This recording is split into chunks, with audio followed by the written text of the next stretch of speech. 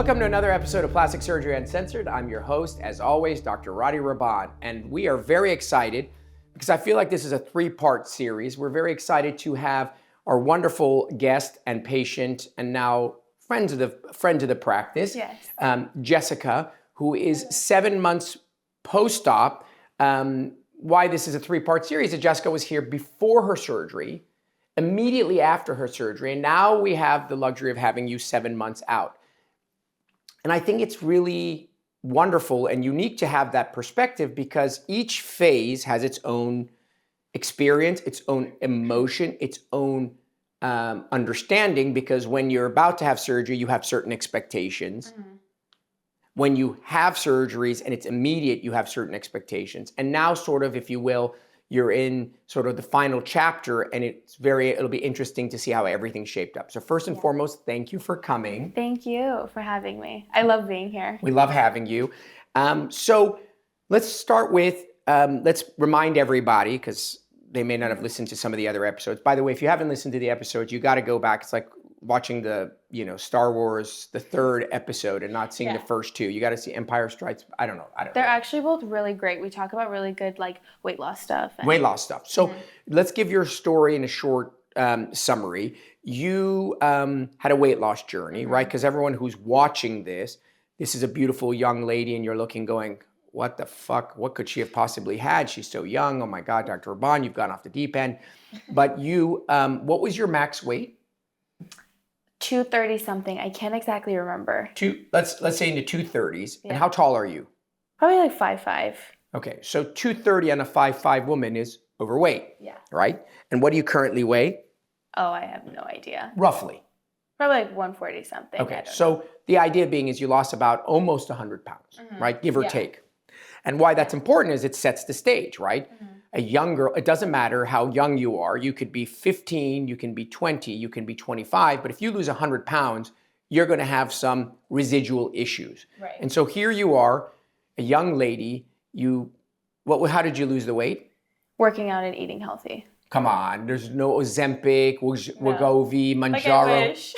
I think you actually lost the weight right before that craze. Yeah. Okay. Yeah. So actually, while it would have been way easier, the probability that you'll be at this weight forever is tenfold higher since you did it old-fashioned diet and exercise, because you actually change your lifestyle. Not to suggest if you lose the weight with these drugs, it's bad. It's just riskier that you might regain it, obviously, if you ever get off the drug. Right. At any rate, here you are. You've been overweight your whole life. Being overweight has its own issues. We talk about that in the episodes. You lose all the weight. Awesome. You go stand in front of the mirror. You're wearing clothes. To everybody else, you look amazing because your face snapped back. You were young. Your face looks perfect. But you in private, right? In front of the mirror, in the shower, maybe when you're intimate, maybe when you're in a bathing suit, you're like, whoa.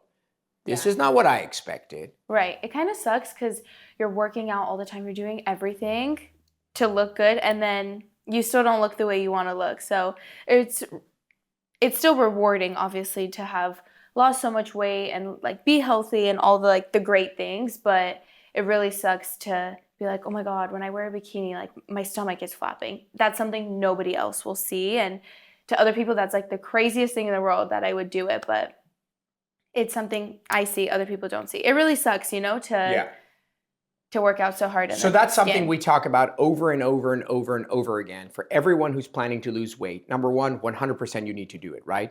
Because the benefits are 1,000 and the downsides are 4. So you're going to lose the weight. But every time a patient begins on a weight loss journey, if it's significant, I'm not talking about 15, 20 pounds. I'm talking about 50, 70, 80, 100 pounds. There will be residual or sequelae. And you need to be prepared for that. Now, you may just say, okay, well, whatever, it is what it is. I had issues when I was 230 pounds, and I have issues at 150, but I'll take this, no problem. Or you can do something about it, and you should be prepared to know that there is options and there are financial requirements and all those things which we talked about. So now you happen to be an influencer, and for those of you who are not watching and listening, I have that in quotes. I personally think the whole concept is very fascinating, has some pros and cons or whatever, but it is currently It is a job. Yeah. And there are people who make a living, sustain their livelihoods and their families doing social media influencing. Now, yours is lifestyle and brand. You're not an OnlyFans, right? Definitely not. Right. And you're not in, every other post is, you twerking or in a bikini or whatever. You're a young lady who has great style and, you're enjoying that aspect of your life and you're sharing your thoughts with makeup and brands and clothing and all that. So we love your brand and we love what you're doing. And that's your career. So what we wanted to talk about today is what it's like to undergo weight loss surgery. Wonderful. But as it applies to being out in the open. And by that I mean is most people who get surgery, the only people that really know anything are their intimate circle, right? Their closest friends and their closest family. And some people don't even tell them that. Yeah. But, you're probably not going to get much of anything but love from your people who are around you because they're your closest circle. So you go have surgery, you have a facelift, a nose job, a breast aug, a breast lift, whatever you go have, and people are like either neutral or they tell you how much they are happy for you and how great you look. But when you're out in the open and you're out there and you're exposed, you have to be prepared for the entire rainbow of experiences and comments and people's their attitudes towards what you did, right? Yeah. And so historically, people who are out in the public kept their surgeries private, right? So you were lucky in that despite having lost all that weight, you had the areas where you had your excess skin, you could conceal. And I looked at some of your photos before and frankly, you did a great job of like looking great and nobody would know. Yeah. So you could have flown under the radar, right? You could have come in, let's just remind everybody, you did a brachioplasty, right? That's removing the excess in the arms. You did an abdominoplasty, which is removing the excess hanging on your abdomen.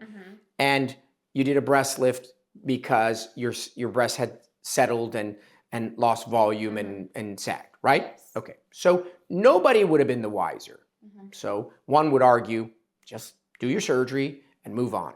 But you chose, and I'll ask you in a second why, you chose that, hey, I'm gonna share my journey with my followers. So first question is, why would you do that? Why would you expose yourself to, as we're gonna talk about, the rainbow of comments? Multiple reasons. One, I literally share everything. This would be no different for me. Sometimes I'm too honest and it comes back and bites me, but I don't care. I am who I am and I don't do things to impress other people or don't do things because other people want me to do it. I'm doing it because I want to do it. And if you're following me, then you want to see that. And another reason is because I share a lot about weight loss and health and things like that. And a lot of young girls and maybe even some guys follow me and may look at me for as what they could be like if they lost weight.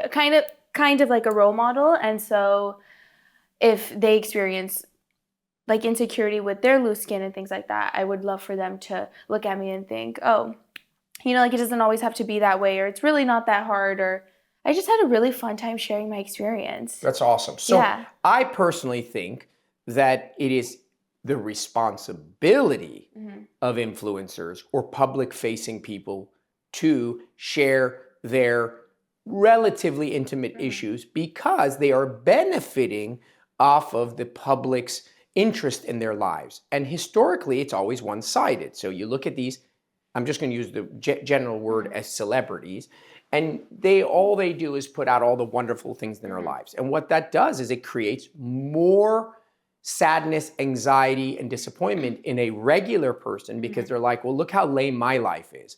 Look, I'm fighting with my husband. Oh, look, my children are having eating disorders. Oh, look, I don't look the way he or she does. And that's bullshit. These people are regular people. I see them all the time. All of them have the same issues everybody else does.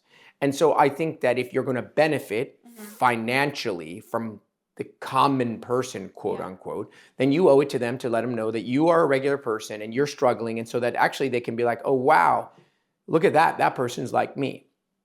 I do think that in today's world, transparency has become more valuable. And I think as a brand, I think that people are recognizing that, wow, the world is saturated with quote unquote influencers and celebrities, and that those that tend to do better are the ones that are more transparent because people are savvy. They're no longer, so starstruck as much, obviously. Yeah. And I think that people, and good for you, that share your journeys, are do good by their influencers and then can help someone, because the reality is, yes, here's a photo of me. I was overweight. Oh, what do you know? 50% of this country is overweight. And I busted my ass, and it's great that you could share that you were the semaglutide GLP craze. Again, no problem if you do that. I encourage patients to lose weight, however. And then, wow, I ended up having all this excess skin, and well, shit, what do I do with it? Yeah. And so good on you for sharing that, because I think what we're about to talk about is most of the comments you got were positive, right? It depends. If the only time that I get commented on it is if it's my belly button. Okay. And that's because that's the only way people can tell that I had any work done if they don't follow me. If it's just like random people and I'm on their For You page and I'm in a bikini or my belly button's out, like that's the only way they can really tell.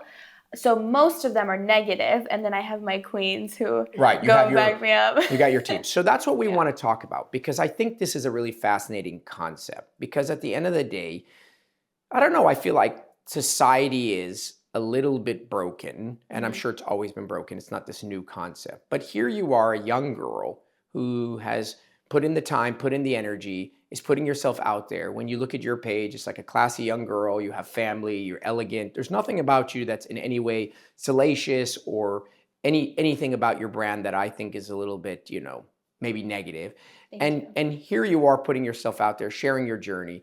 And then you do get your people who are like, good for you, girl, you look great, you look hot, I'm so proud of you, I'm so happy for you, etc., which is what I would expect. Yeah. And then you get this sort of bunch of comments that are negative and sort of hurtful and what have you. And I got to give you credit, you handle those incredibly well. But there's all these comments that because I'll, occasionally you'll tag me and I'll be on there and I'll be always your championing you, because thank you. I see them. Because at the end of the day, I'm so happy for you, because the only thing that matters, let's strip it all away, is are you happier today than you were before you did your surgery? If the answer is yes, I'm happier, the end. This was all good. Excuse me, fuck everybody. I don't care, because my goal or my responsibility is to you, and my hopes are that if I do something to you or someone, that you say to me, hey, you know what? This was well worth it. The exchange was worth it, and I'm happier, which we've talked about on numerous occasions, which you are. Yes, very happy. But so what do you think, because this is the key part, what do you think is the reason, as a young person who's in this, what generation are you? Gen Q? Gen Z. Gen Z, okay. I thought you were Gen W. Every day it's different. I don't even know what generations are after me. Yeah, but well, you're really the main generation right now, okay? So this Gen Z generation, and by the way, it's not just Gen Z that these negative comments are, but as a young person who is in the midst, you grew up in the social media world, what do you think is the reason why you get the hateful comments? So let's speculate on that. I think social media is really nice in a really positive way and a really negative way. Positively, you can look at people get inspo, have fun, all the great things. And for some people, it's a great thing that if they feel insecure about something, they can go take that out on somebody else with zero consequences. Social media gives people a platform gives people somewhere to go to take out like their anger with literally no consequences. What is somebody gonna like do to you? You would never, the things sometimes people say to me, they would never say like to my face. It's really great that I was blessed with this carelessness. Yes. I really could care less. Like sometimes I'll see crazy comments. It makes me laugh. Even if it annoys me, I'll go on their page. It's nobody successful, nobody I would want to be like, long story short. They're usually respectfully like not healthy looking. Sure. So I'm not gonna, if I don't like your style, I'm not gonna ask you if you like my outfit. So it really doesn't bother me. Why do I think they do it? Because it makes them feel good. Oh, let me hurt your feelings because I wish I could have done that. Yeah, no, and I think that's actually very well said. I do think it comes from, some of it is from, it's twofold. One is from anger from within, and the other is envy, right? So I think it's, you said it beautifully. I think when you go in, it's funny because my wife is a very unbashful and unfiltered person. That's who she is, and like you. And her whole messaging is always about health and lifestyle. She suffered a lot with her own illnesses, her own spine surgeries. We know we now have children. She's very conscientious about how we raise our children. So she's verbal about that aspect. Yeah. And she gets so much love and she gets a ton of hate, which is just mind-boggling to me, but it is what it is. And similarly, I think what you have that is really unique is, you really, when people say, oh, I don't care, but if you had a way to test it, like if you had one of those like lie detector things, you care. Like I would care. Yeah. Why would I care? Because I'm a sensitive person. I'd be combative. I'd be like, what? What did you say? Like, because that's just who I am. Like I can't undo it. But you really, genuinely don't care. I think the reason why I don't care is because I love it. So if I love it, why do I care if you don't like it? No, but I think it's all said. It makes total sense. Like, who are you? Yeah. Who are you to change my opinion? But we all are real humans. And if I'm walking down the street and someone's like, you're ugly or something, you can't tell me these things. For most people, don't impact them. So you're very blessed that you have that notion in you, which is it actually comes from confidence, right? Because you're so confident. It's like, wait, what? I actually can't say I was blessed with that. I worked really hard on that. Okay, well, good on you, because I think it's a very important attribute in life. Thank you. Because at the end of the day, if you choose to do this in your career, you're going to get a lot of comments because what you signed up for, like you signed up for all the good and all the bad.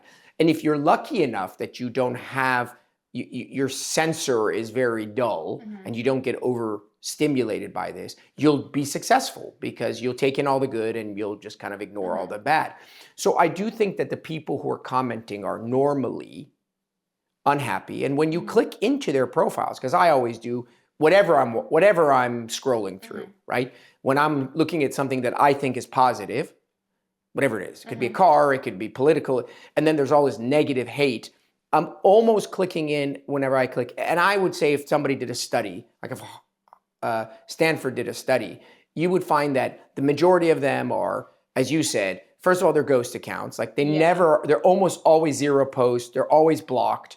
They almost always have, they're following 3 million people and have never posted or contributed ever. Because of course they are keyboard warriors. And which is what you said, which is they are people that are small in life and they, in real life, would never have the gall, the guts, or the capacity or the ability to behave the way they do. But behind this screen, they can be tyrants and they can be vindictive and malicious and hurt people's feelings, because seldom are their comments of any value. In other words, you and I could disagree politically.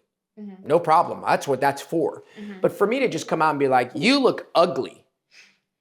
Your shirt is ugly. What's wrong with your lips? Like, what? Even if you don't like it, like, how is that of any benefit to anyone other than just sheer hate? And so I think that's interesting. When I look at their profiles, they're always these nobodies. And when on occasion you can actually see who they are, you're flabbergasted. You're like, wow, you have 47 cats. Yeah.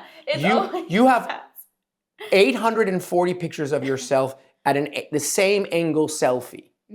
You have no friends. Do you work? Do you do it? Like, oh, wow, you look, oh, that's you eating a cheeseburger, smoking a cigarette with a can of Coke there. Like, it's always these people who are the ones who are throwing shade. Exactly. Right? And as you said, it's not like, oh, it's some super uber successful person, because that uber successful person usually wouldn't, at least, now I'm not saying they don't have hate, they usually won't get on a keyboard and start verbalizing it. Definitely. Right? So I think the part about it that's really fascinating is when you have transformative surgery, because that's what I consider plastic surgery, and you share that transformative surgery with the world, it's really interesting. You would think it would always be positive. But what I wanted to talk about, and why I'm glad that you came on, is because you have the experiment of actually putting it out there. And as expected, you get positive, but you get all this negative. Right. And I think the other part is envy. because, our nature as humans is to tear down what we don't have, or tear down what we can't have, or tear down what we want. And, it's always comments on plastic surgery. It's like, I would never. I can't believe you did what? And, in secret conversations, they're like, oh God, I wish I could do this. And so I just think it's a global dialogue about, number one, if you do something, you have to do it for yourself. Two, you have to have the resilience to understand that people will make comments that are hurtful, and that, you should, as you do, sort of be able to be like, well, whatever. I mean, that is what it is. Overall, now that you're 7 months out, so we talked before you had surgery and the excitement of like, I can't believe that I'm about to have surgery. We talked, how far out were you when we did yours? Was like 4, 5, 6 weeks? I think 6 weeks. Okay. Yeah. And here you are now 7 months out. Things are still healing. Things are not perfect, all of it. But by all intents and purposes, you're out and about.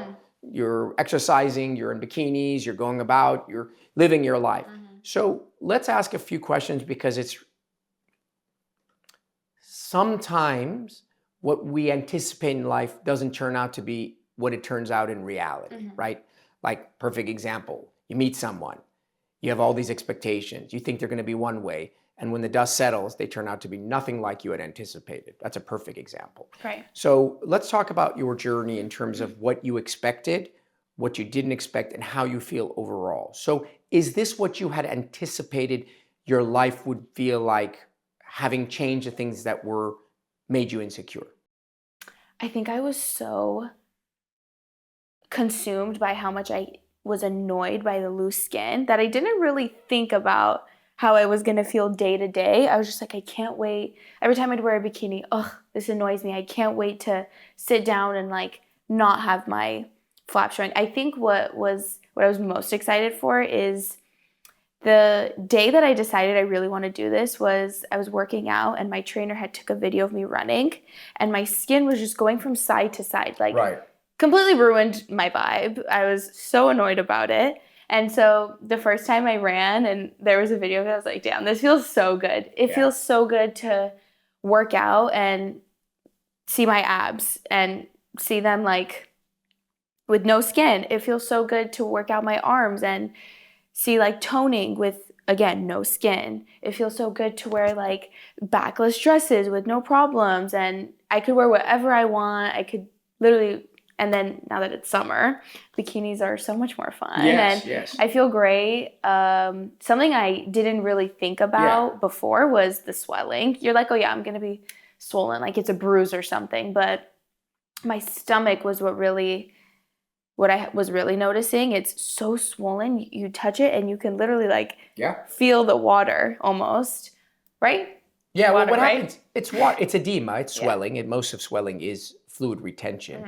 And I think at some point while you were healing, you were having a little bit of a challenge with your arms, right? And they were red and they were this, and you were very worried, and you were a very conscientious patient, and that, you wanted to be on it. Hey, Dr. Rahban, I think this is wrong, which we prefer you doing that than showing up in our office, a year later, like, hey, was this a problem? Yeah, right.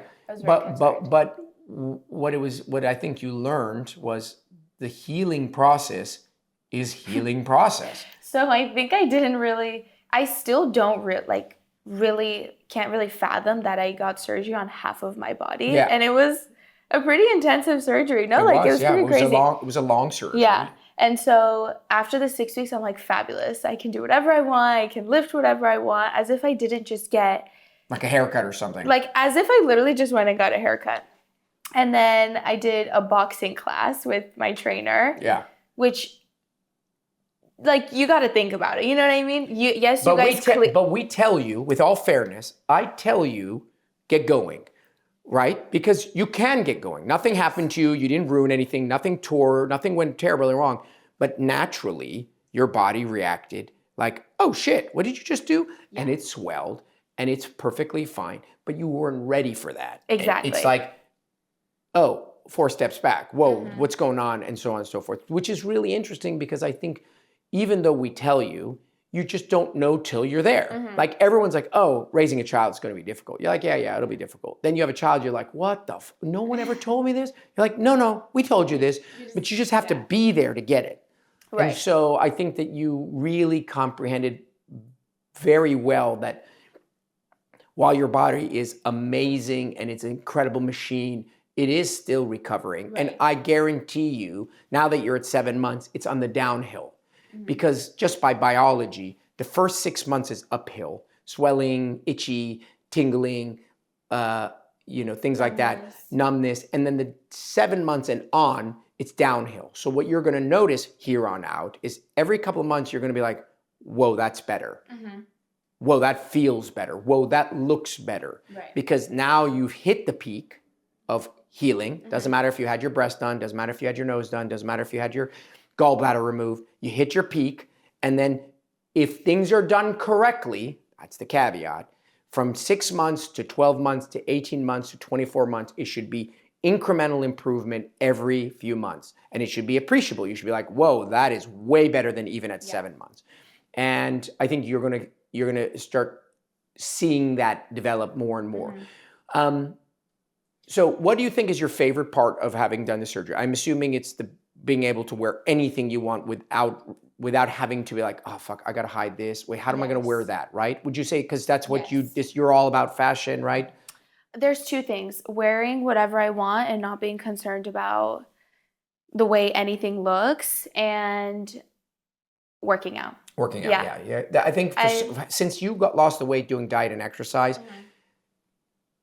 as someone who exercises a lot and used to do triathlons, the number one enjoyment of working out after the endorphins is the physical response that your body does.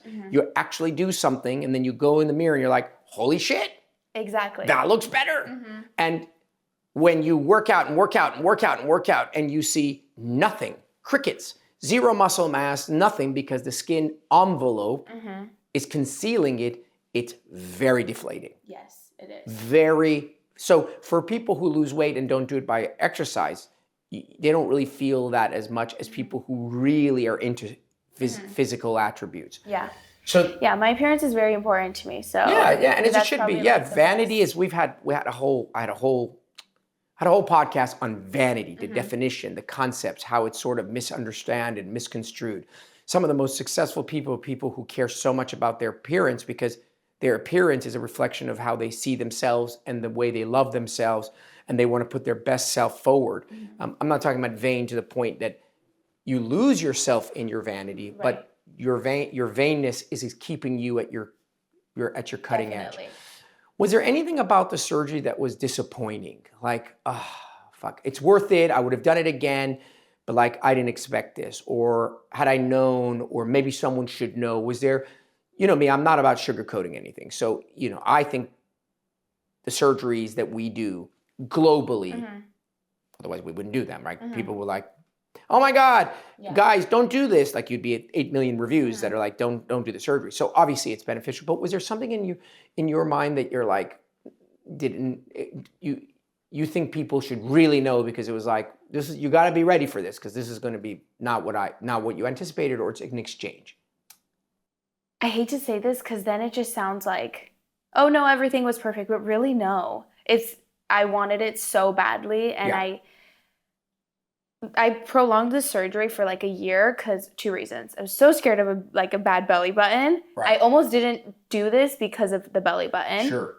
And also because, oh my goodness, I lost my train of thought. Your parents? No. What was the other reason that you didn't do it? You were afraid to do it. I didn't do it. Oh, because I was like, if it's going to turn out. What was your question? I'm so sorry. My question was there something that I don't like? That you thought, listen, the whole surgery was amazing. I do it today and I do it over again in a minute, but this part wasn't so great, or had I known this, or people should realize, it's an exchange, or was there something that, and I was going to answer just before you say this is the reason why candidacy is important. Let me explain something to you.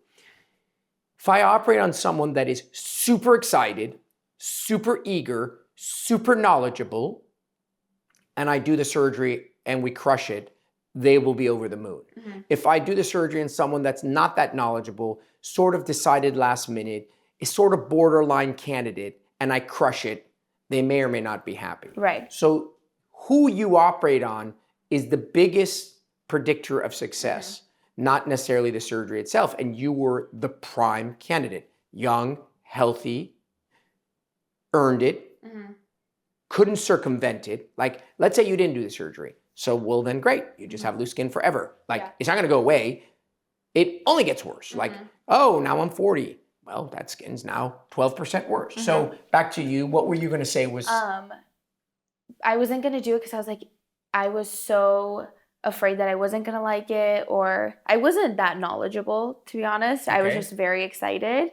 And before, I was like, if it's not going to be perfect, I don't want it. It has to be absolutely you're perfect. Definitely a picky, like, you're a particular person for sure. But after our consultation and everything, although I was very confident, I still wanted, in my mind, I was like, I really want it to be perfect, because I did love my body before the surgery. Although I had insecurities about it, I still loved it. And I was like, if it's not going to be the way I envision it to be, I'd rather not do it. Sure. But before the surgery, a few months, I really sat down with myself and I was like, I need to drop crazy expectations, because although you're an incredible surgeon, you're only human. Right. You might not know what I'm envisioning, or I might not have explained it that well. So I can't have perfect expectations. And so I really dropped that, and I really sat with the fact that I was confident I picked a good surgeon and it was going to turn out well. And I tried to explain how what I do want and what I don't want as best as I could. And I think dropping the crazy expectations was a big reason why I really love everything now. Yeah, and I think, and again, bravo to you. I think that your process from A to Z, and I can't say this for every patient, was very textbook. And as a result, what that leads to is a very happy patient in whom the surgery was massively beneficial. Are there scars? Everyone wants to know. Of course there are scars. Yeah. Of course they're healing. Of course they're a trade-off. Of course they're not going to be perfect. Of course they're visible. But relatively speaking, and of course they're early, and at some point I'll see you and you'll be 50 and I'll be like dead. No, you will not be. And you'll show up and I'll be like, wow, your scars have faded beautifully. But it is the trade-off. There's no free lunch. But I think if the other reasons you're doing it for, blah, blah, blah, blah, blah, blah, muscle visibility, tone, clothing, this, intimacy, if all those things are pluses, then the trade-off in your mind will be, oh, wow, this was a huge win. I didn't expect the scars to be so great and so invisible. People sometimes ask me, I thought you did your arms. What happened to your scar? I don't see it. It's such in a perfect spot that you can't see it. But even if it was visible, I'm okay. I'd rather have a few scars than my skin. Yeah, so that's why I said you're the really perfect but that again is why candidacy is so critical. You literally, if I did the exact same surgery in a different patient, we might be in a lawsuit. Oh, this thing here, the drain site there. It's really who you're operating on, because you can execute, and I've been doing this now 20 years, and you can execute and with all your intent and have a great outcome, and just the person doesn't receive it. It's just not received. I'm painting you a painting. You wake up and I'm handing you a painting, and you might be like, this is the ugliest painting I've ever seen in my life. It's unlikely, but I'm saying it can. So, I think the mesh between you and I was very, very good at the end of the day. And I'm just happy for you. And I'm glad that you've taken whatever we've given you and you've multiplied it, right? Because at the end of the day, this is about you taking this surgery and as a result, making yourself a better person, excelling your career and all those things. So I just thought it was very interesting about, mostly the key to me was all the negative comments that I think are out there. And I think you are embodying the right attitude towards, if you do plastic surgery, you do it for yourself. And while you would assume that people would be happy for you and love you, you can assume that there will be people who are very unhappy and they will lash out.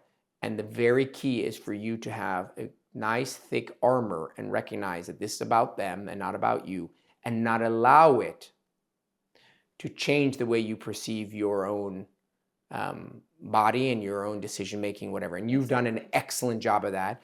And I think that was you explained it very well. Thank you. And for other people who are going out there and wanting to do things, because I get a lot of times you're out there completely, but other people are like, I don't even want my cousins to know. I don't want my sister to know. I don't want my brother to know. I don't want my husband to know. And I'm thinking to myself, what? Why? Are you ashamed? Like I think if, God forbid, someone's a prostitute or someone's stealing, or then you'd be like, oh, I don't want anyone to know, because like that's something you'd be shameful about. If you're doing plastic surgery and you are so worried about how people will perceive you, then you're not ready. Something's not right in that equation. You don't need to be a public figure, but the people that are close to you, you shouldn't be afraid of them finding out. If anything, I'm the type of person, as are you, that I'd be like, oh my God, what happened to your nose? This? Oh, I did my nose. Oh, you have no idea how ugly this thing was before. Like, hallelujah. Like, I would be, as you know, as Tom Cruise, I'd get on a rooftop and scream, like, because I paid money, went out of my way, did this, and I'm excited about it. And the last thing you're going to do is shit on my parade, and I'm going to voice my joy. Whereas people sometimes come about it, and we like talk about photo consents or whatever, and they're like, no, I don't want anyone to know. Oh, I don't want anyone to see it. Oh, I'm not going to tell anybody. And all the power to you.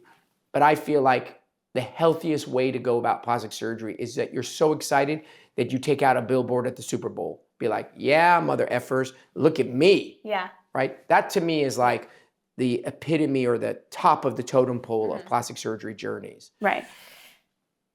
Yeah. I was going to say, I feel like if you decide to do something, then you should be doing it with confidence. So who cares if people find out? Yeah. That's just like I don't know. That's how I always feel about it, because I always want everyone's photo consents, because I'm confident about the surgeries, right? I think your surgery is going to be a home run.